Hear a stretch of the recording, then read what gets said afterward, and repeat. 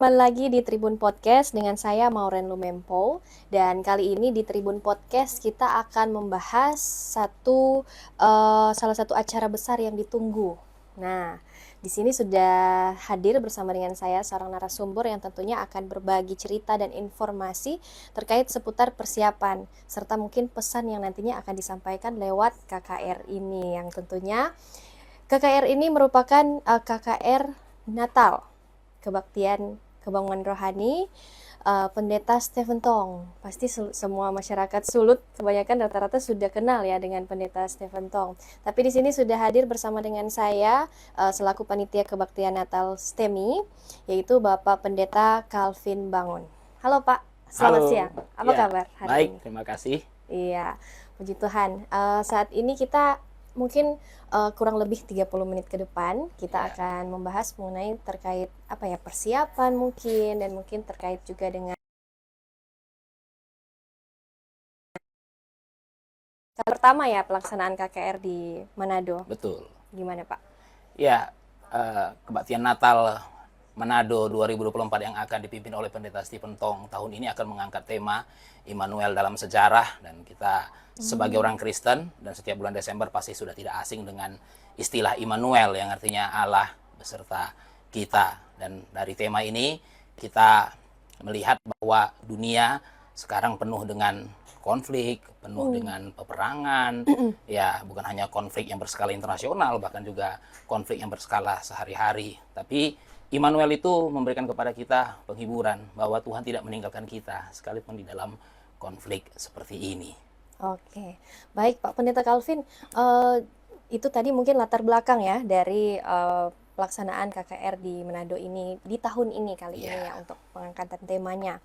Nah Pak Pendeta, mungkin boleh perkenalkan sedikit ya peran dari Pak Pendeta dan juga dari organisasi STEMI ini sebenarnya, bisa diceritakan sedikit ini apa? baik. Stephen Tong Evangelistic Ministry adalah sebuah lembaga pelayanan Kristen yang didirikan oleh Pendeta Dr. Stephen Tong. Beliau adalah seorang penginjil, seorang pengkhotbah, dan seperti yang tadi sudah dikatakan oleh Bu Maurin bahwa nama beliau sudah tidak asing lagi khususnya Iya, bagi betul. kota Manado ini. Dan beliau sudah melayani bukan hanya di Indonesia tapi juga di mancanegara untuk berkhotbah dan juga untuk mengadakan kebaktian-kebaktian kebangunan rohani. Dan setiap tahun memang Pendeta Stephen Tong khususnya bulan Desember mengadakan rangkaian kebaktian Natal dari kota ke kota. Demikian juga dengan tahun ini, seperti juga dengan tahun yang lalu. Manado adalah salah satu kota yang beliau kunjungi ketika mengadakan Natal. Kalau saya tidak salah ingat ya, tahun 2022 beliau juga mengadakan kebaktian kebangunan rohani. Tahun 2020, tahun 2022 juga beliau mengadakan kebaktian kebangunan rohani. Bahkan sebelumnya beliau sudah mengadakan kebaktian Paskah di dua tempat, baik di Tomohon maupun juga di Manado. Jadi dan tahun ini beliau juga pergi ke beberapa kota. Sebelum ke Manado beliau akan berkhotbah dulu di Ternate.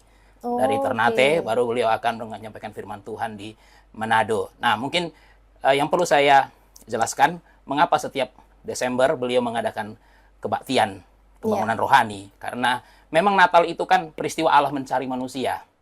Kalau setiap tahun kita merayakan Natal penuh dengan dekorasi, penuh dengan ornamen, penuh dengan pesta, tapi kita harus ingat bahwa waktu Yesus datang ke dalam dunia tidak ada pesta. Betul Ya, sekali. tidak ada pesta. Bahkan kalau kita ingat pada saat itu dia lahirnya di kandang domba, begitu sederhana, tidak ada pohon Natal. Betul. Jadi Ya, memang momen Natal ini momen yang ditunggu-tunggu, tapi ya, kadang mungkin esensinya sering dilupakan ya, ya, esensi utamanya. betul. Nah, Pak, kalau misalkan kita mau mengenal lebih dekat dengan sosok Pendeta Stephen Tong, mungkin generasi-generasi sebelumnya lebih mengenal Pendeta Stephen Tong. Nah, kalau misalkan untuk anak muda sendiri mungkin ada yang masih kurang familiar. Mm-mm. Nah, Pendeta Stephen Tong ini saat ini eh apa ya? Pendeta Stephen Tong ini memang sudah sangat dikenal di seluruh Indonesia, khususnya di Sulawesi Utara.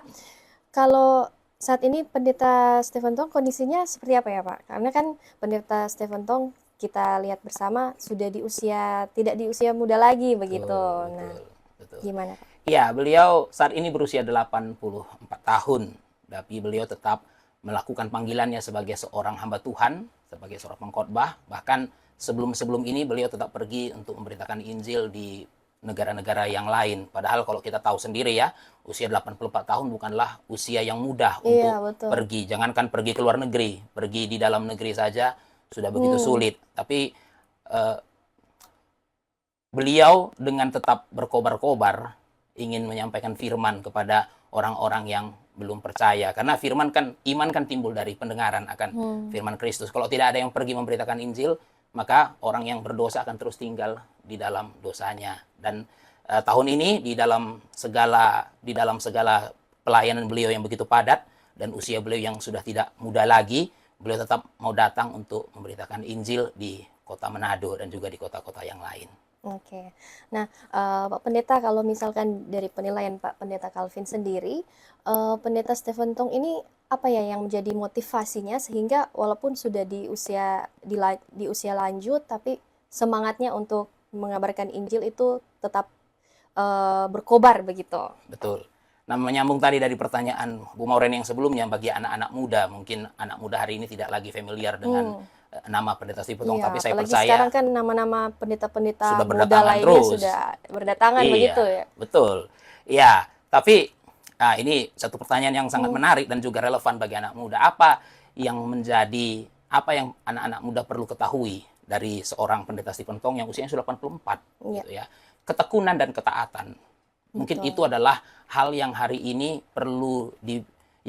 harus dimiliki anak-anak muda. Karena kita tahu sendiri ya, anak muda sekarang gampang bosan, Iya, ya, betul. tingkat konsentrasi yang sangat pendek. Nah, itu menunjukkan bahwa satu masalah anak muda hari ini adalah ketekunan. Tapi seorang yang sudah melayani Tuhan, sebagai informasi saja, beliau sudah berkhotbah sejak 17 tahun. Dari 17 tahun 17 justru tahun. di usia yang masih sangat muda Masih justru sangat ya. muda. Hingga saat Sampai ini. saat ini. Jadi artinya melakukan pelayanan dalam waktu yang begitu panjang secara konsisten itu membuktikan bahwa beliau taat dan tekun. Dan itulah yang harusnya anak-anak muda hari ini belajar dari seorang pendeta Dr. Stephen Tong. Ya, justru di usianya yang sudah tidak muda lagi jadi bukti ya begitu ketekunannya begitu dalam melayani. Betul. Nah, Pak Pendeta, kalau dihubungkan dengan daerah Sulawesi Utara, memang ada di beberapa kota juga diselenggarakan KKR, tapi saya dengar ada cerita unik begitu, bagaimana hubungan keterkaitan antara Pendeta Stephen Tong dengan daerah Sulawesi Utara. Mungkin Bapak Pendeta boleh ceritakan sedikit seperti apa? Ya, seperti yang tadi sudah sempat saya singgung bahwa tahun lalu, 2 tahun sebelumnya, beliau pernah mengadakan kebaktian di Sulawesi Utara dan khususnya di Kota Manado. Dan tahun 2013 beliau pernah mengadakan kebaktian pembaharuan iman nasional di Kota Manado. Lalu 2017 beliau pernah juga melakukan kebaktian di Kota Manado. Dan ada satu peristiwa yang juga sungguh menarik, yaitu tahun 1992 beliau pernah mengadakan kebaktian yang cukup besar di Stadion Kelabat. Ya, stadion yang cukup besar, bahkan mungkin dikatakan stadion yang paling besar di Kota Manado. Dan pada tahun 1992 kebaktian itu dihadiri oleh begitu banyak orang. Dan banyak di antara mereka yang hari itu masih muda. Dan hari ini sudah punya anak, ya. Dan banyak di antara mereka yang hidupnya diubahkan. Jadi kita tidak bisa bayangkan kalau tahun 1992 itu mereka tidak datang ke dalam kebaktian itu, mereka tidak dengar firman. Mungkin hari ini mereka tidak bisa menjadi orang tua yang baik, mungkin hari ini mereka tidak bisa menjadi karyawan yang baik. Tapi sejak mereka mengikuti kebaktian itu, lalu hidup mereka diubahkan, hari ini mereka punya anak, lalu anak mereka bisa dididik dengan baik. Kenapa? Karena dulu mereka pernah disentuh oleh firman Tuhan tahun 1900. Kebaktian Natal ini untuk apa? Banyak anak suatu hari nanti. Tapi kalau tanggal 6 nanti, tanggal 6 Desember nanti mereka mengalami perjumpaan dengan Kristus melalui firman Tuhan, maka hidup mereka akan diubahkan untuk selama-lamanya. Oke. Nah, uniknya juga momen ketika KKR di tahun 2023 atau tahun sebelumnya, di mana ternyata yang datang juga masih banyak juga anak generasi muda ya, generasi Z dan milenial yang datang hadir di KKR Natal juga di tahun yang lalu. Iya. Nah, ini memang suatu hal yang sangat menarik, tapi ini suatu hal yang sangat menjanjikan melihat banyak anak muda yang datang ke dalam kebaktian kebangunan rohani. Hari ini kan orang berpikir bahwa anak muda tidak tertarik lagi dengan hal-hal yang Iya. rohani. Mungkin dari gadget saja Hanya gitu. gadget, Iya. hiburan, sesuatu yang fun. Lalu kita mungkin berpikir bahwa apakah mereka masih bisa disentuh oleh firman Tuhan? Buktinya masih. Buktinya. Karena kita percaya bahwa orang tua maupun anak muda sama-sama membutuhkan firman Tuhan. Dan kalau kita refleksi sedikit dengan keadaan anak muda, bukan hanya di kota Manado, tapi juga di seluruh Indonesia, yang hidup di dalam mabuk-mabukan, pesta-pesta, itu hanya menunjukkan bahwa hati mereka kosong. Jadi mabuk, pesta itu hanya pelarian dari hati yang kosong. Mereka tidak menemukan sesuatu yang bisa mengisi hati mereka. Tapi kita tahu bahwa seperti yang dikatakan oleh Blaise Pascal, seorang fisikawan yang sangat terkenal, tapi juga seorang hamba Tuhan, dia mengatakan bahwa di dalam hati setiap manusia terdapat satu ruang kosong yang hanya bisa diisi oleh Allah sendiri. Dan kita berharap dalam kebaktian ini ada perjumpaan dengan Kristus yang sudah datang 2000 tahun yang lalu, dan itu mengisi hati anak-anak muda kita. Yang mengisi ruang kosong itu tadi. Betul sekali. Iya. Nah, Pak Calvin, kalau misalkan dari terkait tema tadi yang sudah disampaikan, apa relevansinya dengan menurut Pak Calvin dengan kondisi saat ini, dalam kondisi kekristenan saat ini di Indonesia, khususnya di daerah kita di Sulawesi Utara, di Manado? Iya, saya teringat dengan Injil Yohanes.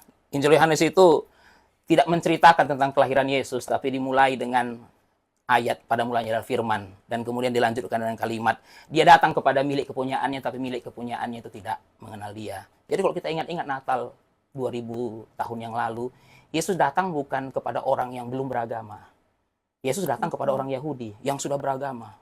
Iya. Bahkan mereka mengaku mengenal Tuhan.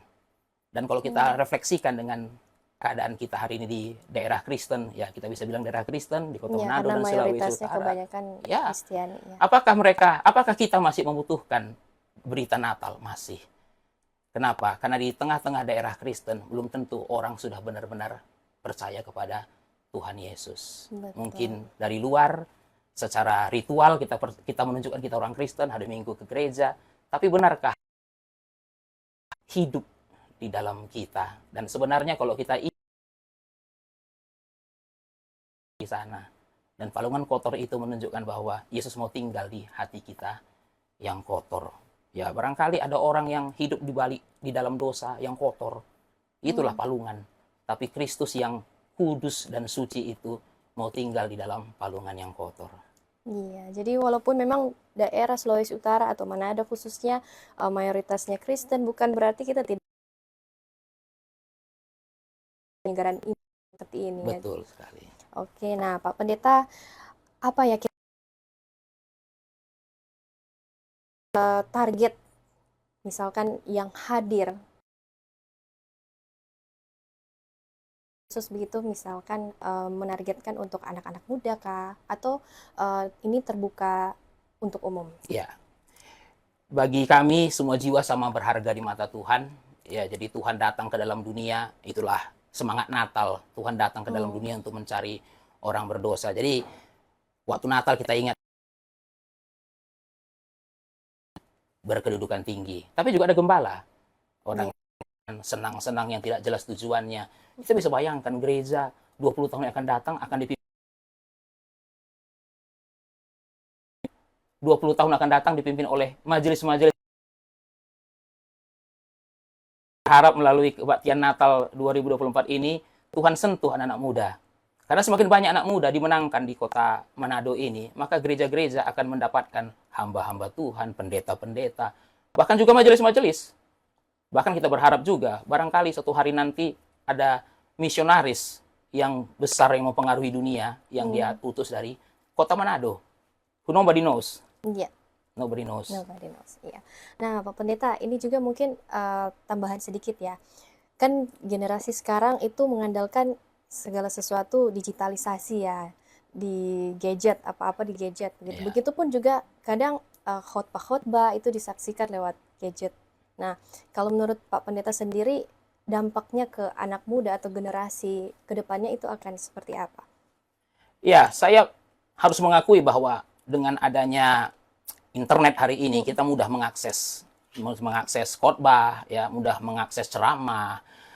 Dan ya, saya tidak mengatakan bahwa di dalam internet tidak ada materi-materi yang bagus tentang kekristenan, sangat banyak.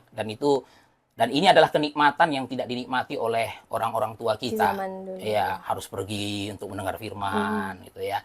Tetapi internet tidak bisa menggantikan kehadiran fisik.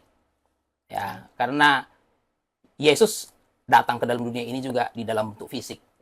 Allah menjadi manusia. Itu dalam Injil Yohanes itu firman menjadi daging. Itu sebabnya ya sekalipun anak-anak muda hari ini bisa mendapatkan begitu banyak informasi mengenai kekristenan, materi-materi khotbah yang baik di internet, tapi kebaktian-kebaktian yang seperti diadakan tanggal 6 Desember nanti ini tetap diperlukan. Karena ada sesuatu yang membedakan antara dunia virtual dengan dunia real. Betul. Dan itulah sesuatu yang anak-anak muda tidak bisa gantikan. Jadi bagi saya kehadiran real itu tidak bisa menggantikan tidak bisa digantikan oleh kehadiran virtual. Dan yang kedua adalah ya anak-anak muda perlu hati-hati karena dunia maya itu hutan rimba.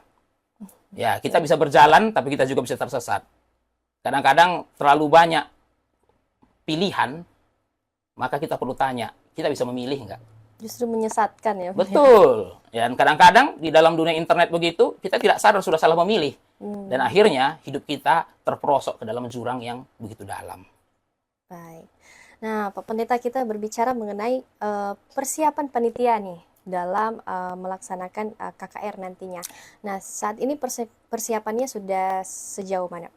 Ya, tolong doakan. Ya, kita sedang melakukan banyak persiapan. Kita tahu bahwa kota Manado ini begitu cukup besar dan dengan jumlah orang Kristen yang sangat banyak.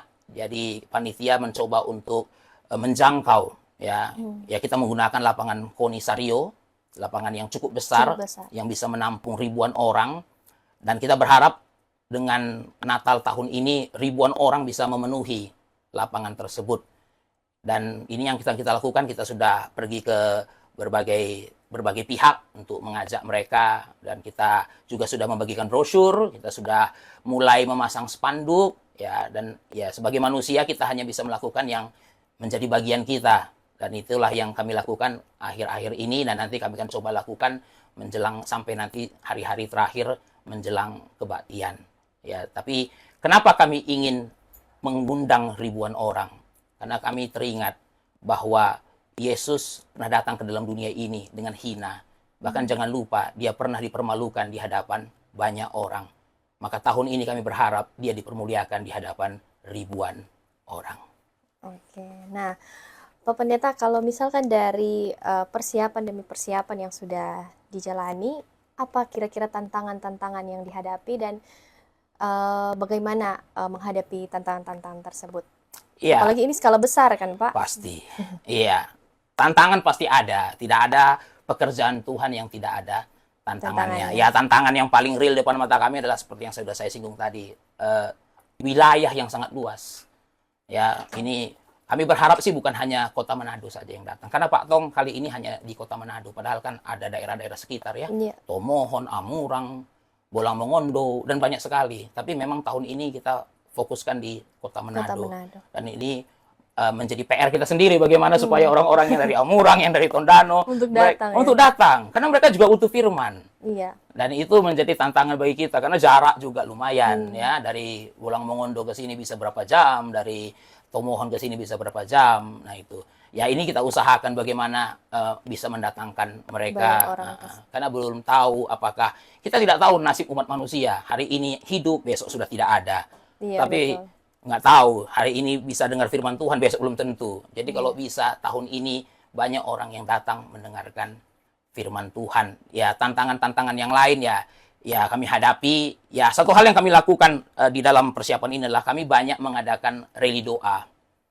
Mengundang orang-orang untuk berdoa bagi kebaktian ini. Ya, karena kami rindu supaya nanti tanggal 6 itu selain orang banyak datang, Tuhan juga bekerja di antara orang-orang yang datang itu. Maka hampir setiap minggu kami mengadakan doa secara online ya. Karena kami percaya ya semua yang bisa kami lakukan sebagai manusia itu terbatas. Iya. Tapi hanya Tuhan yang bisa melakukan di luar kemampuan kami. Kita melakukan porsi kita dulu ya. Biarkan Tuhan yang bekerja tentunya.